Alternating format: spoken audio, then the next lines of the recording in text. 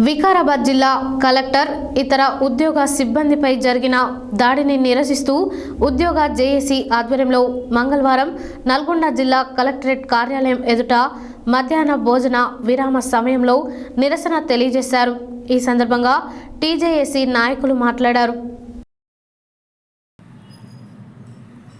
వికారాబాద్ జిల్లా కలెక్టర్ ఇతర ఉద్యోగ సిబ్బందిపై జరిగిన దాడిని నిరసిస్తూ ఉద్యోగ జేఏసీ ఆధ్వర్యంలో మంగళవారం నల్గొండ జిల్లా కలెక్టరేట్ కార్యాలయం ఎదుట మధ్యాహ్న భోజన విరామ సమయంలో నిరసన తెలిపారు. ఈ సందర్భంగా టీజేఏసీ నాయకులు మాట్లాడుతూ వికారాబాద్ కలెక్టర్ ఉద్యోగ సిబ్బందిపై దాడి సంఘటనను ఉద్యోగులందరూ ముక్తకంఠంతో ఖండిస్తున్నారని అన్నారు. ఒక జిల్లా అధికారిపై దాడులు చేయడం దుర్మార్గపు చర్య అన్నారు. దాడులకు పాల్పడిన వారిపై చట్టపరమైన చర్యలు తీసుకోవాలని వారు డిమాండ్ చేశారు. ఈ కార్యక్రమం TJAC chairman Nagilla Murali, Nalgonda RDO Ashok Reddy, CPO Guda Venkateshwar, Srinivas, Saidulu, Krishnamurthy, Shekhar Reddy, central union ఉపాధ్యక్షులు Narasimhachari, TNGOs urban president Lakshmaiah, TNGO association president DI Raju, Saidulu Nayak, Ramyasudha, Runadevi, Manoj Pradeep, Vijay Krishna, Ranadev, Satish, Azeem, Madhusudanachari, Narayana Swamy, Durgaiah, Bhaskar, Satyanarayana, Jaipal, Govardhan Reddy, Venu, VRO, panchayat secretary, సంఘ నాయకులు, ఇతర ఉద్యోగ ఉపాధ్యాయ సంఘాల నాయకులు, ఉద్యోగులు పెద్ద ఎత్తున పాల్గొన్నారు. ధన్యవాదాలు. అదేవిధంగా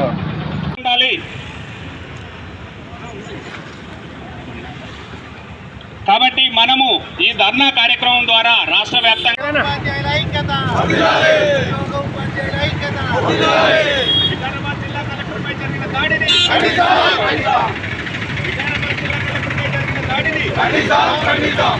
ఈనాటి నిరసన కార్యక్రమం తెలియజేస్తున్నాము. నల్గొండ కాదు, తెలంగాణ 32 జిల్లాలు 33 జిల్లాలు కూడా దాదాపు 250 సంఘాలు ఈరోజు నిరసన కార్యక్రమాలు తెలుపుతున్నాయి లంచ్ అవర్లో. కాబట్టి దానిలో భాగంగా మన నల్గొండ కూడా మరి నిరసన కార్యక్రమంలో చాలామంది పాల్గొన్నారు. మన ఈ సర్వే కార్యక్రమాలు ఉంటాయి. ప్రతి కార్యక్రమంలో కూడా ప్రభుత్వాన్ని ప్రజలకు నిరసన తెలిపే హక్కు ఉంటుంది. కానీ ప్రభుత్వ ఉద్యోగుల మీద ఎట్టి పరిస్థితుల్లో దాడులకు పాల్పడితే మాత్రం కఠినంగా శిక్షించబడుతుందని ప్రభుత్వం తెలియజేయాల్సి ఉంటుంది. ఎం రాజశేఖర్ రెడ్డి, ఏఎస్సిటి రాష్ట్ర కార్యదర్శిగా పనిచేస్తా ఉన్నా. మన ఈరోజు రాష్ట్రంలో ఒక కొత్త పద్ధతిగా అప్రజాస్వామ్యయుతంగా అధికారులపైన దాడులు అనేది మొదటగా చూస్తూ ఉన్నాం. ఇది మన ప్రజాస్వామ్య దేశంలో సరైనది కాదు. ఎవరైనా దీన్ని ముక్త కంఠంతో ఖండించాల్సినటువంటి అవసరం ఉంది. పాలసీలు చేసేది ప్రభుత్వాలు నిర్ణయం తీసుకుంటే, ఏ నిర్ణయం తీసుకుంటే అది అమలు చేసే బాధ్యత అధికారులది ఉంటుంది. కానీ అధికారుల మీద దాడులు చేయడం అనేది ఇది సరైంది కాదు. దీన్ని గతంలో ఎప్పుడూ లేదు. ఇటువంటి సంప్రదాయాన్ని తీవ్రంగా ఖండించాల్సినటువంటి అవసరం ఉంది. ఆ పై జరిగిన దాడిని నల్గొండ జేఏసీ, తెలంగాణ రాష్ట్ర ఐక్య ఉపాధ్యాయ ఫెడరేషన్ నల్గొండ జిల్లా కమిటీ తీవ్రంగా ఖండిస్తుంది. ముఖ్యంగా ఉద్యోగులు, ఉపాధ్యాయులు ప్రజల పక్షమే కానీ రాజకీయ పక్షాల పక్షం కాదు. ఎప్పుడు ప్రభుత్వ సంక్షేమ అమలు కోసం చిత్తశుద్ధితో పనిచేస్తారు. ఆ కార్యక్రమంలో భాగంగా కలెక్టర్ గారు వెళ్ళారు. వారిపైన వాళ్ళకి నష్టపరిహారంగా 2 రెట్లు 3 రెట్లు ప్రభుత్వం డిమాండ్ చేయొచ్చు. కానీ అమానుషంగా కలెక్టర్పై రాజకీయ కక్షతో దాడి చేయడం సరైనది కాదు. అదేవిధంగా కులగణన చేస్తూ ఉన్నారు మా టీచర్లు. ఇప్పటి కులగణన విషయంలో కొన్ని రాజకీయ పక్షాలకు సంబంధించిన కార్యకర్తలు అక్కడక్కడ వ్యతిరేకిస్తున్నట్టుగా మాకు సమాచారం ఉంది. కులగణన అనేది సమగ్ర ప్రభుత్వ సంక్షేమ కార్యక్రమాల కోసం ప్రభుత్వం పెట్టిన సంక్షేమ కార్యక్రమం. కానీ దాంట్లో సరైన వివరాలు లేకుండా, గేట్లు తీయకుండా అక్కడక్కడ కుక్కలను పంపడం, సమాచారం సరిగా ఇవ్వకపోవడం ఇబ్బంది పెడతా ఉన్నారు. ఈ దాడికి పాల్పడినటువంటి వ్యక్తులు సంఘ విద్రోహ శక్తులు ఎవరైనా కావచ్చు. ప్రభుత్వ పరంగా ఉన్నటువంటి వివిధ కార్యక్రమాలకు వివిధ డిపార్ట్మెంట్లో ఉన్న వాళ్ళం మనం ఫీల్డ్ లెవెల్కి పోతాం, విలువలు పోతాం. ఇప్పుడు సమగ్ర కుటుంబ సర్వే జరుగుతుంది, ఇంటింటికి పోతున్నాం. అలా అత్యున్నతమైనటువంటి వ్యక్తి మీద జరిగినటువంటి దాడిపై తీవ్రమైన చర్యలు దోషులను శిక్షించకపోతే మనం ఈ నెల 18 కావచ్చు, ఇంకో 2-3 రోజులు ఎక్స్టెండ్ చేసిన ఏ విధంగా పోవాలనే ఆలోచనలో మన మిత్రులందరూ ఉన్నారు.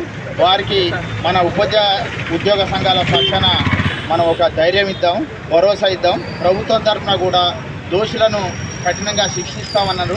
వారికి కనుక శిక్ష పడుంటే నిజమైన దోషులకు ముందు మన మీద ఎవరు కూడా దాడి చేయకుంటుంటారు. ఈ పిలుపు మేరకు వచ్చినటువంటి అందరి సంఘ మిత్రులకు ఆర్టీఓగా నేను మీ అందరికీ ధన్యవాదాలు తెలుపుతున్నాను సార్. మన జిల్లాలో ఇలాంటి దేశంలో ఎప్పుడు కూడా ఇలాంటి సంఘటన జరగలేదు. ఏ రాష్ట్రంలో కానీ ఏ దేశంలో మనది ప్రజాస్వామ్యము. ప్రజాస్వామ్యబద్ధంగా మనకు ఏదన్నా అన్యాయం జరిగితే కోర్టులు ఉన్నాయి, న్యాయస్థానం ఉంది, చెప్పుకునే విధానం ఉంటుంది.